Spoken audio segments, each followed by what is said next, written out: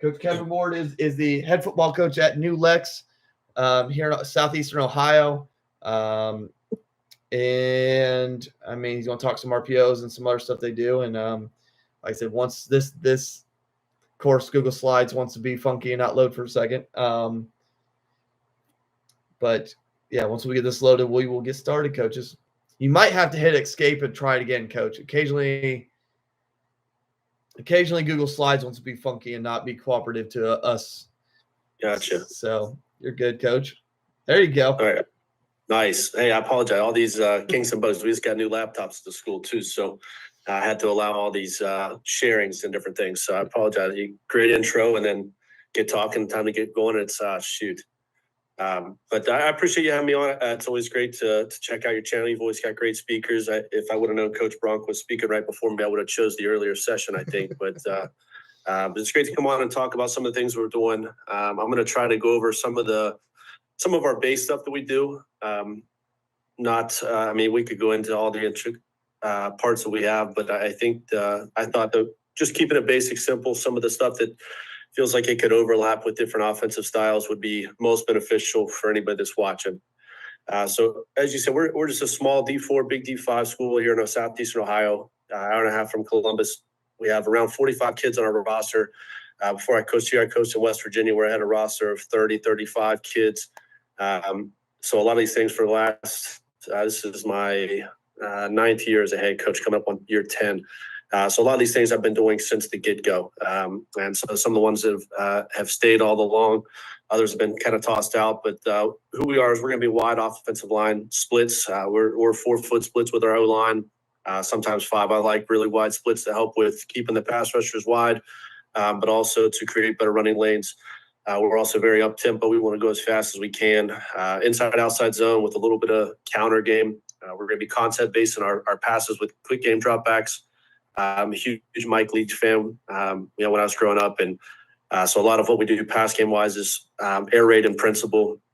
And then some of the RPOs that we run through, hitches, slant, bubble, pop, and then we can tag any of our pass concepts with any of our run schemes. So that's a way for us to kind of steal reps and get some extra RPOs that allows our scheme to continue to multiply and create issues for the defense. But we want to stay simple. We have a handful of plays, and we're going to run them out of a bunch of different formations. We're going to have some window dressing with motions and shifts. But as I've coached, the longer I get into, or the longer I've called plays, the more I've cut from the playbook. I feel like we're cutting every year and just trying to get really good at a few things as opposed to having all the answers. So I think a question you've got to ask for yourself, if you're a new coach getting into it, or if you watch this and think, oh, that's a great idea, or maybe it's not a great idea. To me, why we do RPOs is it fits for us. It fits with the scheme.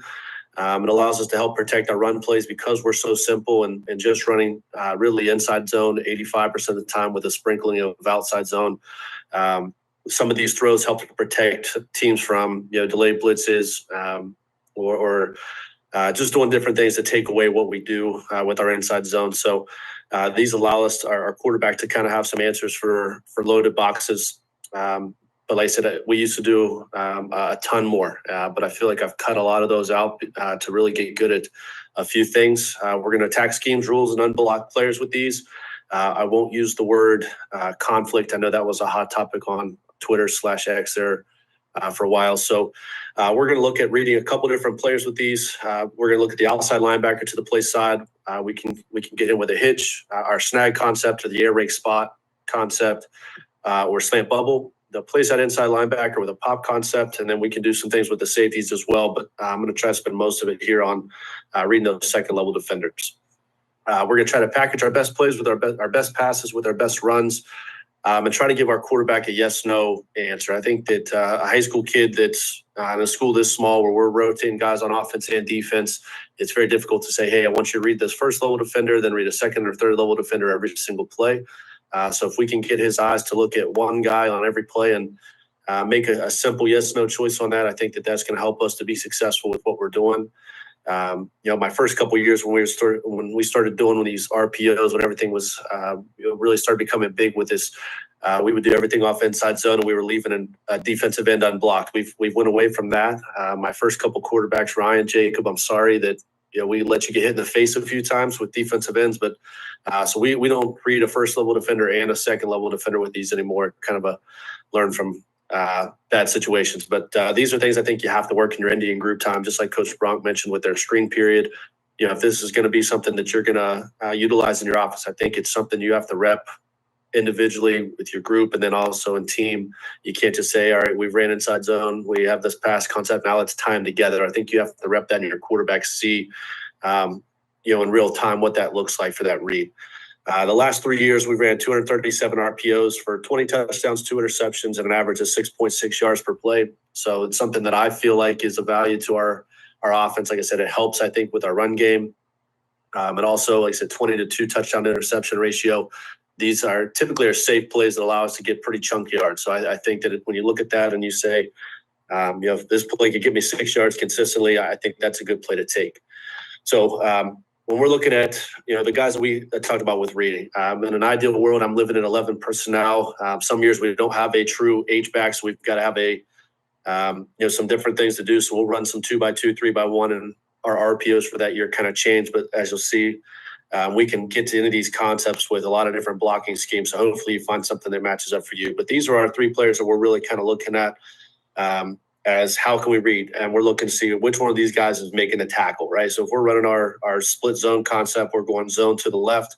Our H-back is coming for this defensive end.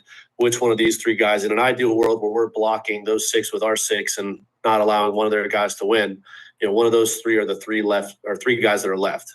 So how can we attack those guys? How can we keep them from triggering on the run is what we're looking at. So same thing if we go to now a 3x1 sniffer set, same 3 guys. I don't think that the corners are ever a guy that I'm worried about making the tackle.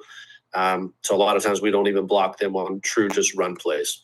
All right, so our first concept that I thought was beneficial to speak on was just our hitch concept. I think it's the easiest to throw. It's the easiest to catch. So this is one of our day one installs. Last 5 years, we've averaged nearly 6 yards of play on it. I'm the offensive guy that will take that hitch over and over and over again as long as you'll give it to me. I know defensive guys said that offensive guys they eventually get greedy.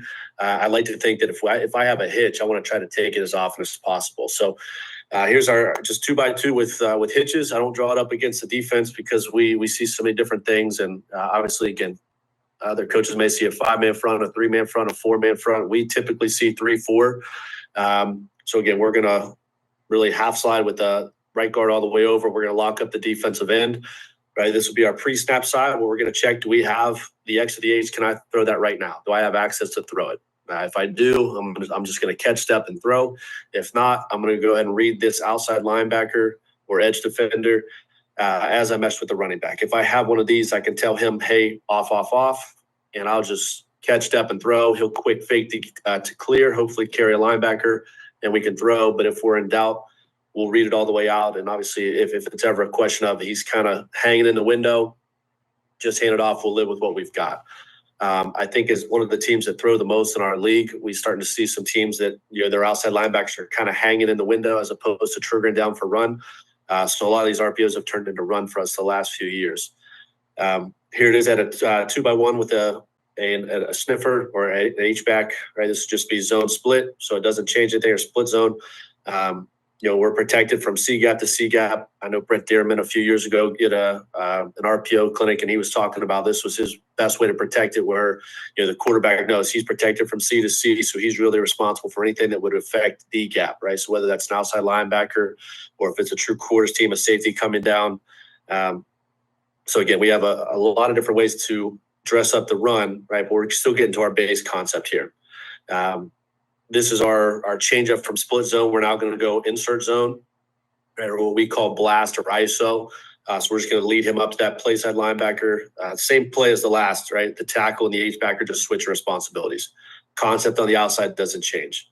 Then if you're a gap scheme, we're not gap scheme, but you could run power out of this. Same deal, right? I'm going to turn mesh with the running back, and I'm going to keep eyes that backer. If he comes down for the run because he sees power, great. I got an empty or a wide open hitch that I can throw to, all right? I'll show some video at the end. I know sometimes the video is choppy, so I figured it'd be better to kind of present on the things than go to the video late. Snag, like I said, this is the air raid spot concept. This is another one of our day one installs, just a drop back pass. But like I said, we can tie it to any of our run game. We can tie it to just zone. And locking up, we're going to have a free inside linebacker. So don't love it out of that. But if we get into an 11 personnel and go split zone or like I said, that insert zone, and we can throw this is another way to get to it. A lot of times when we're going with our hitch concept, we're throwing to this inside slot, right? So this is when we go to now our snag concept, this is a way to get our outside guy kind of involved a little bit. It's just a long way to throw that hitch, and there's really not a guy that's in that window to throw it. So this will be split zone, and now we're throwing our spot or snag concept. Same thing, we're going to go split zone. Over here, we have a one-on-one route, whether it's a slant or hitch or fade based on what the defense is kind of giving us. But we're really looking to throw this ball right here. So if this backer triggers down for the run, right, we're going to get it out. Ideally, we hit it on the run, but sometimes we end up sitting in the zone. Zone insert, same play. Doesn't really change anything for the quarterback. Again, he's going to have his eyes to one player. If that one player comes down, great, we'll throw it. If he sits, that's fine. We've got 6 for 6 in the box. We feel like we should still be able to run the football. Again, if we get some tricks where they're cheating guys over here, obviously we can pre-snap go to our X, but post-snap we're reading right here with eyes on one player. This is a run concept that we feel like we're protected. We've got a double team on this nose to that linebacker. If this outside of backer, which typically when we get this set walks up as a defensive end, right? We've got 2-to-1 there. So we're protected with our scheme up front. So we don't feel like the quarterback's going to take a shot that we can hit this. This would be, again, another gap scheme that we could run. GH counter, right? Same thing. We're still protected by the time the H gets upfield, right? That ball should either be thrown or it's handed off. Again, we're just pairing our really good pass concept here with a couple of different ways to present it with the run game. And year by year, sometimes we're split zone, some years where we're able to run counter and do it well. So just trying to add versatility to us. That those are all concepts we run and hit. Now just tying it together and matching it, reading that one guy. Pop has been a really good concept for us. Average 10 yards of play for, again, this to me, if anything, could be added to any offense. I formation, I know we ran it in high school. We were a pro set team. Just a little dump pass to the tight end. I'm sure Wing T could probably run it off a fullback dive as much as teams are triggering the run for them. But this has been a really good concept for us, especially in the red zone. As teams typically, we see a lot of cover zero, right? So, they have an inside linebacker over top of it, but he's going to be quick to trigger to run. So this is a lot of times we just jump it off for a nice, easy touchdown. So what we're going to do is I'll show you a couple different ways, but we'll have a one-on-one outside with the X. If we have it, we'll take it. If there's an outside linebacker here, as our X is typically one of our best receivers. We had a guy graduated 2 years ago. He 4-year starter at X, led the league in receiving and as the career receiver. So he got a lot of double coverage. We didn't get to take advantage of a lot of those, but now that he's gone, we're getting some one-on-one, so we can take advantage of that. But in reality, the concept is just here with our H back, right? We're looking at this inside linebacker. Is he coming down hard for run? Great, we'll just dump it off to him. If he sits, we'll hand it off, and by a lot of times he'll run into that guy thinking it's ISO or zone insert for us, so it works out. If our quarterback has a brain fart and we read this and he doesn't trigger for run, but the running back's already cleared, we're going to have our W do a back out route. So we just read it just like our true zone read, and we can come out, we can attack that edge defender, and we're going to widen him and try to play all 53 yards. So it allows an outlet if this kind of goes wrong. And there's been times where you think we call it, every coach would tell you if you've got if you tag something onto a play, a lot of times your quarterback is going to want to throw the tag regardless. So if we call zone left pop, right, which is what this would be, he's going to think automatically I have to throw the pop. So if he thinks I got to throw the pop, he pulls the run. They said this just allows an outlet. Our Z is going to pick up most dangerous. Most of the time it's going to be the corner because we're going to have a safety over the top. This would be out of a tray look, same play. Our H is running the pop, W the back out, we're running zone. We've run this out of double tights. We'll bring this guy in. We could go pop the other way. All right, and then this is teams that are really, really good and really disciplined. This is a good play. Teams that read keys. So when you have a guard pull and you see that linebacker scraping and coming downhill to close that, this type of play will work good. I think teams that are get lost in the backfield and aren't necessarily reading up front what's going on, they're not going to necessarily bite on this as hard. So this is kind of a dangerous throw here, especially since we've got an unblocked defensive end. So I would encourage teams that are counter-based, GHGT, Make sure you're repping this against a team that's very disciplined in what they do. This play we've only run against really disciplined defenses because we know they're taught and coached well and they're going to come downhill. And then just a couple of others that we have is kind of change ups or things that we feel like we do well. If your quarterback's a decent runner, right, this is very simple. It's a two-man game here, right? We're going to run outside zone with our quarterback. Our running back is going to help to set this edge and pick up any type of scraping linebackers just going outside. If nothing's there, he'll climb to safety, and we're just going to be attacking this outside linebacker. If he widens with the bubble, great, we'll turn it up. We've got a good run lane. If not, we'll throw it out there. We'll block the corner. This is a very simple play, easy. Again, we run a lot of outside zone, especially if we can get our quarterback running an outside zone where we're playing with 11 instead of 10. This allows us to add an extra layer to that outside zone game. All right, then the last one is probably my favorite play in our playbook, is out of empty. This is a tempo play for us as well, right? So if we get a big play, in an ideal world, our kids would know, hey, if we got 10 yards, we're going empty and we're running this play. I feel like this is an opportunity for us to steal some extra yards before the defense is set up, especially after a big play, because a lot of times defenses are kind of like, oh, shoot, give up a big one. The second thing is it's empty. So a lot of times teams don't necessarily line up to empty, especially in our league. We don't. There's only 2 or 3 of us that really run empty, so it's not something the teams see every single week, so they're not necessarily prepared for it. And a lot of times teams also have only one or two checks, typically 1 to empty. So a lot of times it's either cover 0, they're trying to get a man for a man, or they're just going to go cover 3, cover 4, and play soft and try to keep everything in front of you. It's a simple numbers game for us on this. We're either going to throw if we got. Over here, for example, we've got 3-2. We should win this. Over here, it's 2-2. I don't think we have that. And then again, we can tag any run game we want with this year to year. This past year, we ran true counter with the GT. We've ran it just off a zone game with it. So the quarterback is going to check numbers, catch, and throw one of these 2 screens. This is another way to kind of steal touches for your best players as well. We've run backouts or bubbles with both of these guys, but we've also run it with rocket or tunnel screens, so our outside guys. Again, it just year by year kind of changes. So one year it may be we're going to run a key screen to 1 on the 2 side and a bubble to number 3 on the 3 side. Could be a key to the 1 on the 3 side and a bubble on the 2 side. But like I said, we're going to line this up really quickly, and we're going to go and we're going to try to play fast and steal yards, especially after big plays. All right. See how is everything going all right? Code timing, all good? Yep. So far, everything's come through smoothly. So if you want to try and show some film. Yep. I'm on huddles. It's showing for you. No, so you might have to unshare and reshare. So. Okay. Gotcha. Oh, my daughter wanted me to tell you hi, by the way, is what she just texted me. Hi. Sorry for not buying strawberries. Yeah, we went to archery Friday. She was not very happy about that. So, but I was like, suck it up, move on. Gotcha. All right. So I'm going to go through. I know sometimes the film is a little bit jumpy. So I'll go through some of those. I'll try to go in order for us and kind of talk about it, maybe draw a little bit as opposed to necessarily playing it all the way through. All right. So this is our, oh, shoot. Not working again.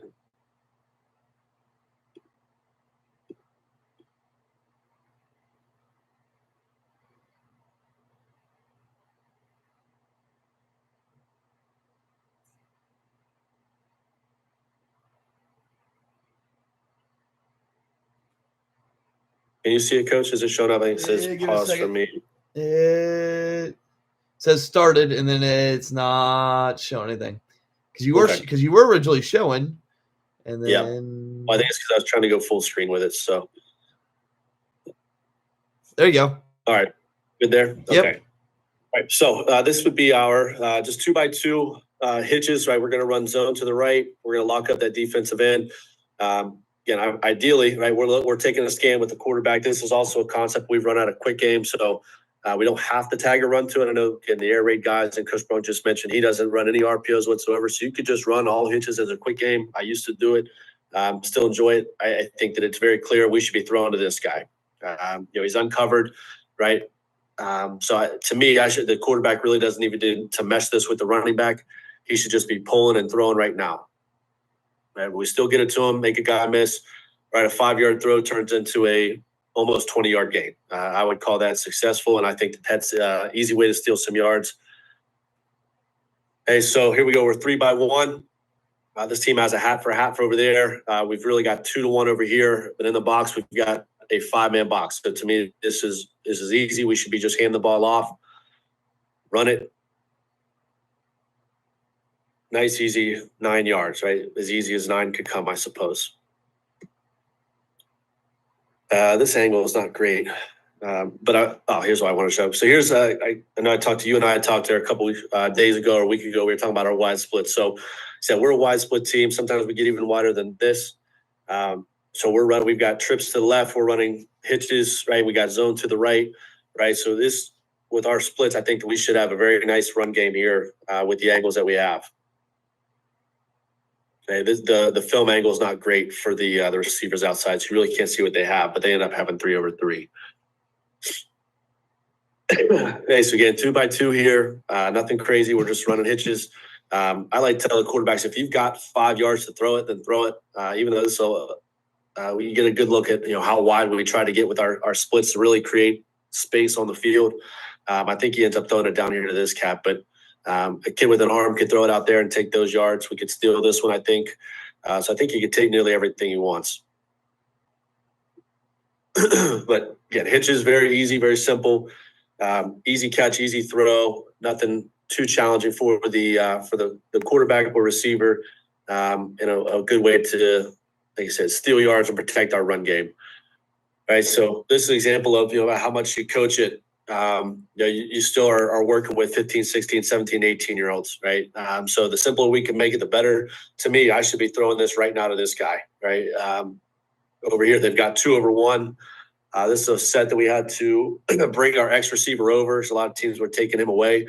So this is our H-back, who is not our receiving threat. He really was just a blocking H.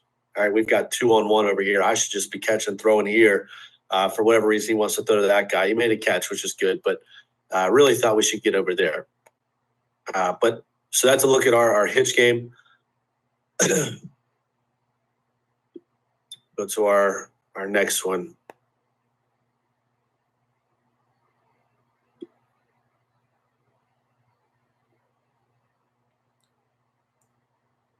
Shoot, did it again, didn't I?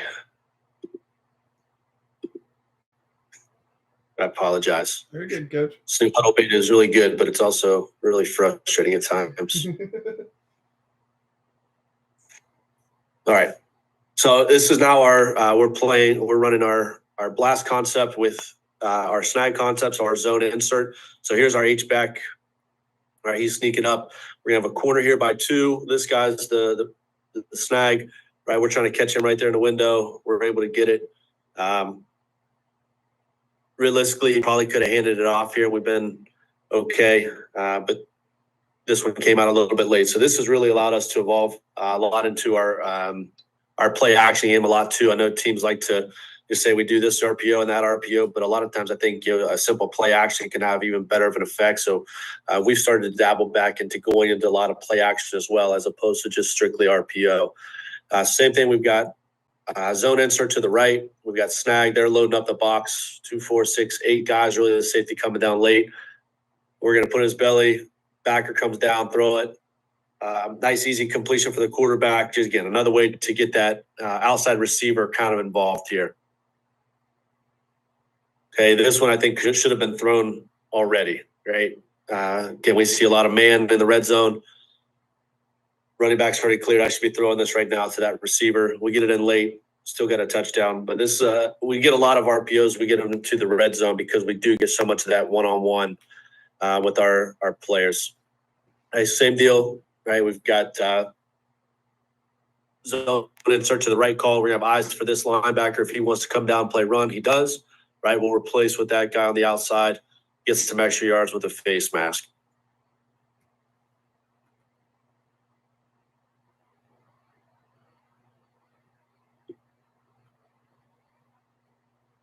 Okay, so now we came to the backside. Again, this was our stud a couple years ago. Right, we felt like, again, they tried to get 2-to-1, but they're also played heavy to this 2 side. Right, so we'll now zone insert, come opposite. Right, we're going to read this outside linebacker. Right, again, he probably should just hand it. Right, but he basically clears him. Right, throw it in the window. He's a really good player. The quarterback is really good, so it allowed us to get a big play out of something that probably could have been read just a little bit better. Okay, but nice, easy pitch and catch. Nothing too challenging there. Oh, my gosh. I'm going to stop clicking that button, I promise. It's still playing on our end, so. Okay, I don't think it messed it up that time. All right, next was our pop concept. Right, like I said, we really like it in the red zone. All right, so there's our H-back. Linebacker comes downhill. We're able to get an easy touchdown here, dump off to our H-back. Yeah, I don't think that's a challenging read for any quarterbacks. I think you could easily add that. This is one where the tight end gets washed down. Like I said, we can draw up any play we want and make it look beautiful, but sometimes it doesn't work out the way we plan. So again, we've got a young quarterback starting his third game. I've tagged Pop, right? So it doesn't look like he's even thinking about running. It looks like he's getting ready to take a pass drop. But our Pop guy gets kind of lost in the wash, right? So we get that, oh, shoot. Right, so now we've got bubble action, right? So our quarterback pulls. It's just like zone read. Our bubble is going to back all the way out to the sideline, and our athlete's able to just make a play, and we end up with 25 yards. So not nearly what we drew up or had hoped for, but it allowed us to have some options if the play we wanted broke down. Same thing, linebacker comes downhill, easy to float it over the top of him. Okay, a little window dressing, motion in, linebacker comes downhill, dump it over the top. Like I said, I think that this could work with really any offense. I don't think it's exclusive to the spread. We've also, like I said, I told you, we've rented off a counter before. Oh, shoot, I'm so sorry. I did it again. All right, we've rented off counter before, but you've got to either hope that they don't crush your quarterback, right, or you can get the ball out quick enough. We do get it out quick enough there and are able to get a touchdown here in the red zone. Here's a double tight set. All right, so we pull, linebacker comes downhill. We're able to throw that linebacker window that he's vacating. Here's the same thing. We've got now our H-back is more of a second running back. Right, we're going to go counter to the left. We're reading this linebacker. If he comes downhill, great, we'll pull it and throw. This one's a little bit longer, a little bit delayed, right? But another way to get a touch for a guy on an easy pitch and catch.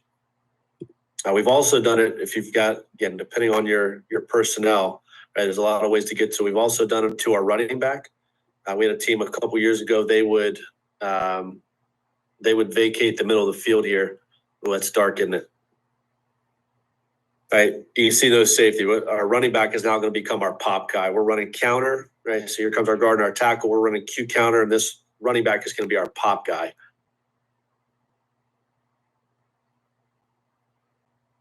Hey, here's another look. This is same game. Like I said, when we went this set, they really cleared out the middle. Their safeties came downhill, or I'm sorry, out of the middle of the field. So we were able to steal some yards with our running back, who is a really good player for us.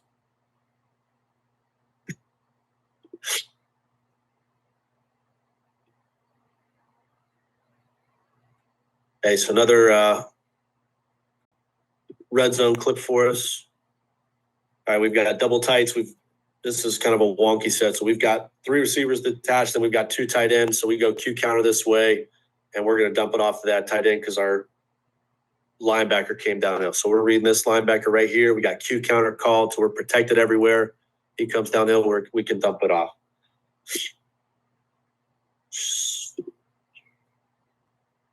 And then the last one I kind of talked about, this was our numbers game here. If I ever stop doing that, that'd be great. All right, so this is just out of empty that we're going to call this play.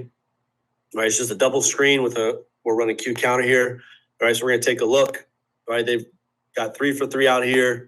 Right, this is to the boundary, so that one guy could really cause some problem if he doesn't, if he runs to that receiver, because a lot of times will bump their back around, drop their corner behind. So this is not really a corner we'd want to just take a chance on blocking. So we've got a 5-man box. Quarterback felt like he had the numbers to run. So he just catches it, runs, gets behind the guard and the tackle, right, plus 13.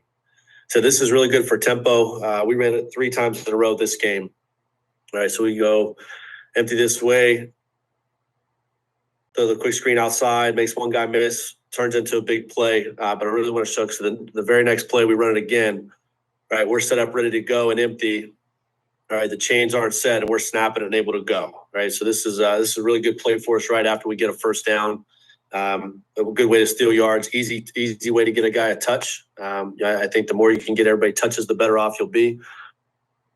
All right, so here we go, a kind of a stack look out here. Right, we're trying to pull everybody out wide, 5-man box. We should be able to run our Q run.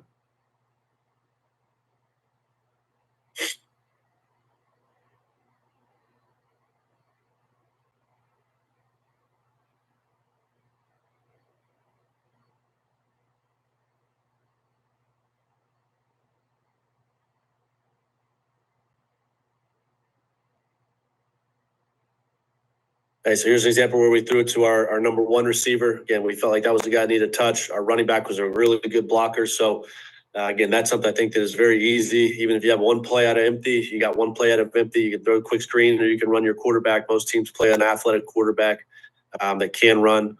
So I think that's an easy thing to do. All right, here was our Q stretch play with a bubble. Right, so here's our bubble guy. We motion to get an extra blocker. Right, quarterback is just running Q stretch to the left. All right, we're going to throw the bubble if this linebacker comes down on us. All right, so again, using the whole 53 and a third, right? He catches that with his heels on the outside tick mark, so makes them have to play in space. We feel like we've got some pretty decent athletes, so we can do some things if we get that.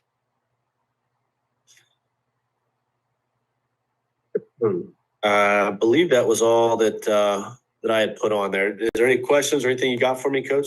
No, I think you're pretty good there. I think you hit on most of it pretty well. I mean, me and you've talked well enough over the years. That's the, how do you? I'll ask you this, at least for a public perception question, unless somebody types something in. The wide splits. I mean, obviously, like you saw some clips there when we handed it off, and a linebacker tried to fill a gap, and that wasn't very advantageous for him because of, I mean, you have such wide gaps.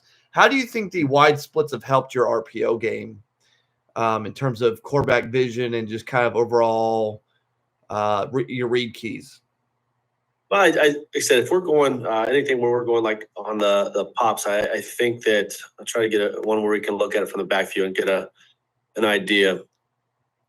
I think that it helps with. I really think it helps with some of those, like you said, the lanes that he's able to kind of look through there.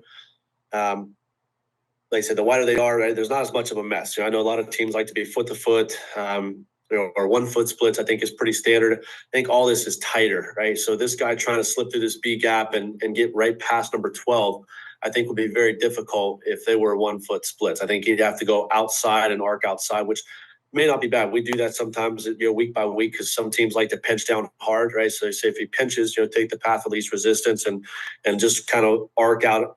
And it helps us out there a little bit. Again, teams that like to double A pressure us because we're so heavy inside zone. But I think we throw so much. I think that teams, like I said, they're starting to lag more to the pass concept, right? Teams are going to sit in that hitch window because they don't want you to steal the 5 yards. They'd rather say, hey, I'd rather you beat us with your run game. We'll take our 5 versus your 5. We're not big up front. This was a 160-pound linebacker at left tackle, but he's also a 48 ACT kid. He's super smart and could help all the other guys with him. We played 4 different guards, 2 juniors and a sophomore. I think 2 sophomores at a guard, true freshman center, and then a sophomore tackle. So we're not huge up front. We're not big. All those guys, except for our linebacker, come back this year. So we feel like we've got some more experience there. But this year we were very green up front. So I think that those wide splits help, that even if they don't necessarily win their one-on-ones, that's what it essentially boils down to. If we're going inside zone, we're not getting a bunch of double teams. We're really not getting that true combo block because there's a lot of space there, right? So what it does, I think, is open up those angles for our one-on-one blocks that even if we don't get it, if we can just get a hand on them, we can create a little bit of a seam. Okay. Well, perfect, Coach. Well, coaches give Coach a follow on Twitter. If you missed part of this, you can go back. I'll post all the links for that.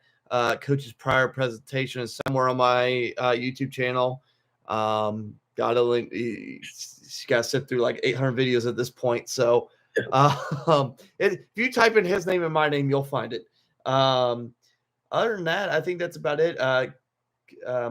Coaches, stay there real quick, and then I'll wrap up here. And then, yeah. Coaches, like I said, if you want to watch up anything, just check out the full stream. I'll have cut-ups over the next couple days, and then I'll announce next month's stuff starting later this week. Otherwise, thank you, guys, everybody, for watching.